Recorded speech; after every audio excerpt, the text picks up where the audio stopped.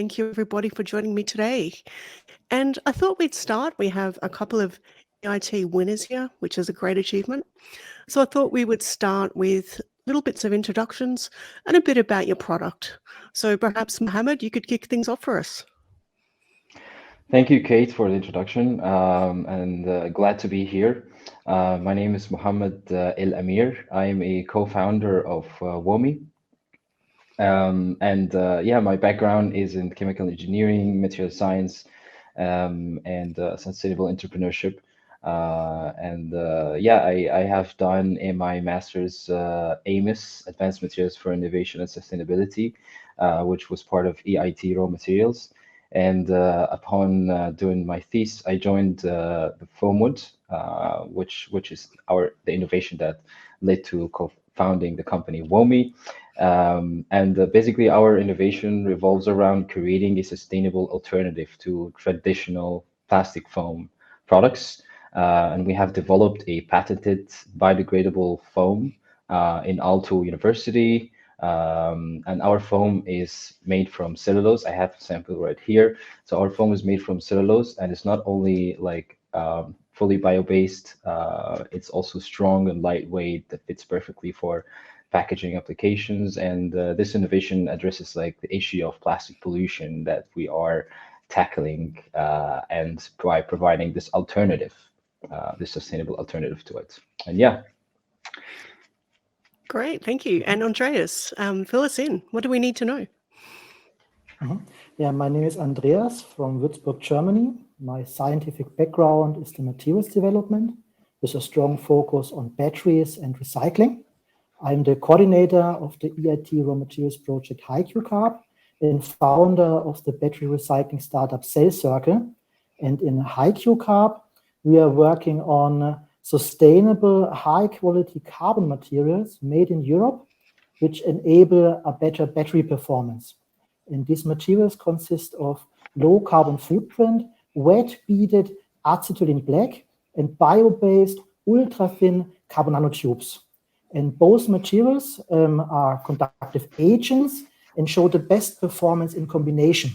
And this is why our industry partners, Arkema and Orion Engineered Carbons, have decided to commercialize a joint product in form of a ready-to-use carbon mix dispersion.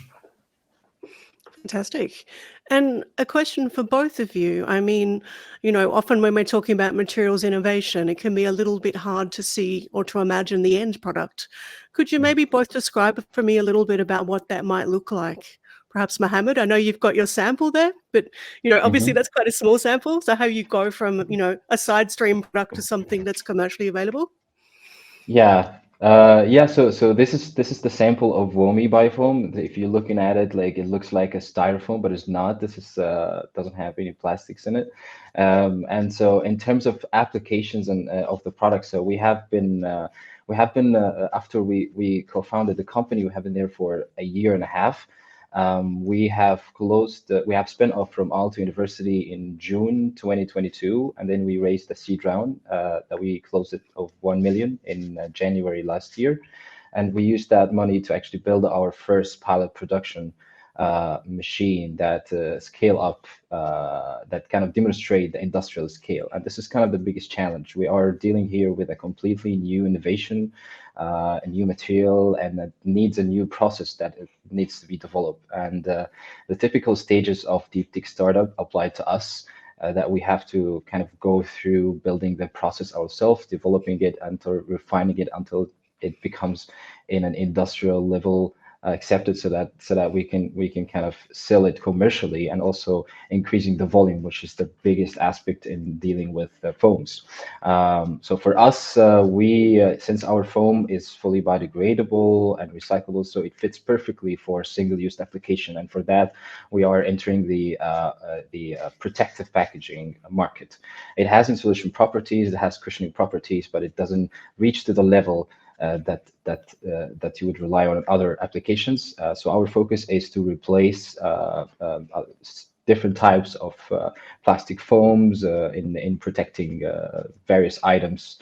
And we have started already working with various companies and brands, starting from luxury, furniture, electronics, and we have scaled up our production 10 times since when we started, and we are now going for the next phase to build our pilot factories to scale up even more. So so yeah, it's about scaling up, reaching to the right volumes, and improving the quality and the product and the process itself, so that it becomes neat and fit for any commercial uses.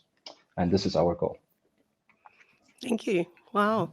And Andreas, would you like to tell us a little bit? So our end products are batteries, and based on our materials innovation, batteries will be greener and will have a better battery performance. And for your everyday life, this means that electric vehicles can be charged quicker, that your mobile phones last longer until they have to be recharged again. And in general, your electric devices have a better safety and have a better service life. Fantastic. Yeah, I mean, there's definitely a need there. I think we've seen a lot of examples over the last year or two with battery safety issues, particularly in e-bikes. So it's definitely, very relevant.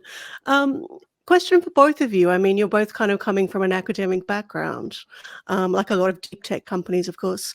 How I'd be interested to learn a little bit about how the EIT program has helped with commercialization in terms of either or perhaps getting a product that's ready for more of a commercial outlet in terms of the different steps you need to undertake, or introducing you to partners or contacts or so forth. Yeah, Maybe Mohammad, you could. Yeah, sure.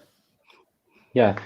So for our case, yeah, as you mentioned, like commercializing a research is not something that is easy. It goes through a lot of steps before you actually spin off, and once you spin off, you still have a lot of challenges that you go through. So from my perspective, from what happened based on my story originally, EIT raw materials have actually with helped me or supported me with more of an educational tools and networking that kind of made this process even faster, and it made me also learn and kind of adapt to this opportunity to spin off and found a company after having a successful research. So I've studied AMIS. I did my first year in Grenoble ENP in Felma in France, and my second year was in Aalto University here in Finland. And here, basically the courses were a mix of like technical courses in the material and also like entrepreneurship courses as well, and commercialization. And this is what I have gotten mostly here in Aalto University. I was really lucky to be in this program, so I got connections from both universities, professors, and university also like connections that kind of helped me to kind of get feedback, get insights about this technology, get insights about what steps that we need to go through when we spin off. So that was really quite helpful, because after taking all these courses, I didn't even know that I will be founding a company. But then the opportunity came, and I was there in the research, and then I met the founding teams, and then I contributed with what I have gained of knowledge and experience from EIT through my program, and applied that through this process from building the business model, focusing on what is the steps that you go through after with the IP, with the ITR, and also like how's your first fundraising is going to look like. That yeah, and I would say that I would give also special thanks to my team of founders and the university that also were very, very supportive in these stages. And we still have a lot more challenges to go there, and the connection with EIT is still continuing. So I join also events with EIT raw materials, such as Label Startup Day, EIT Stakeholders Day, that connects also companies and investors in the same place.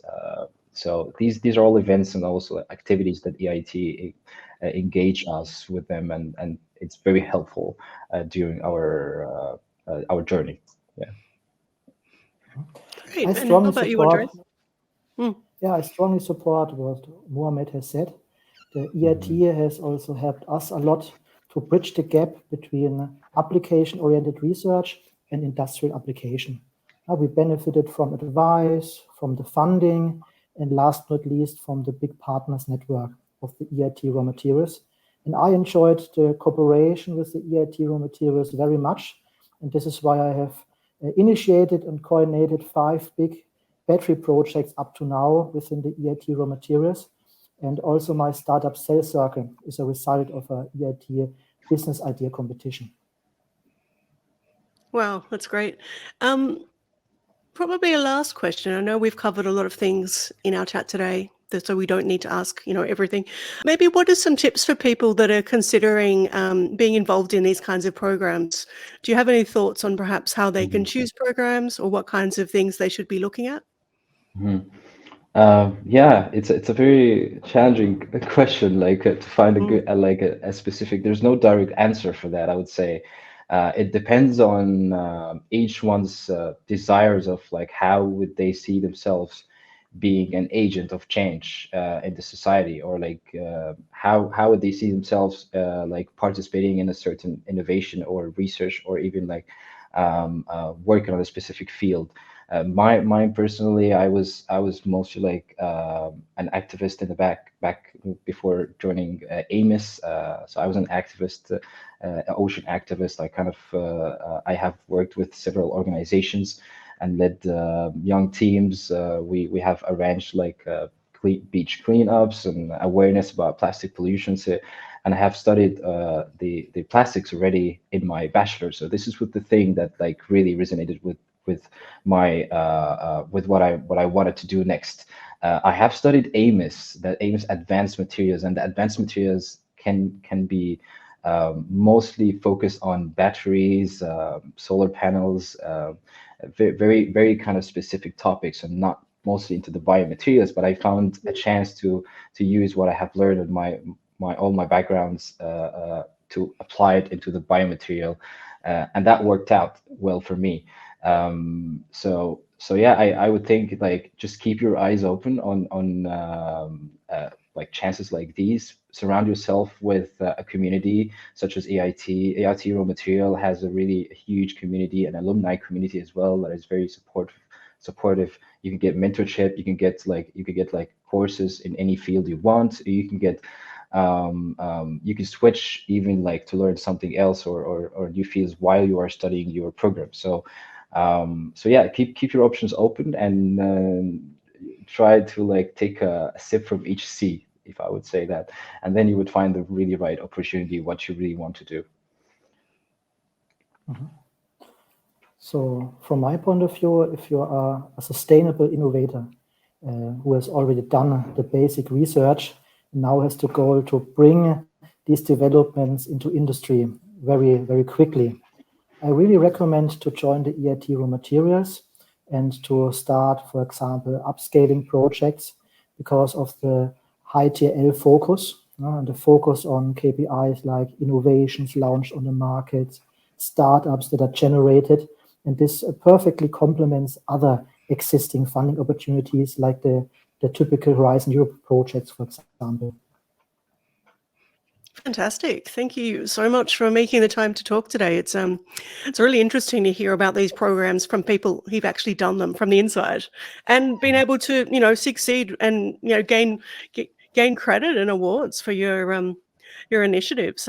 Congratulations again to you both, and thank you for talking with me today. Many thanks. Thank It you was a so great pleasure.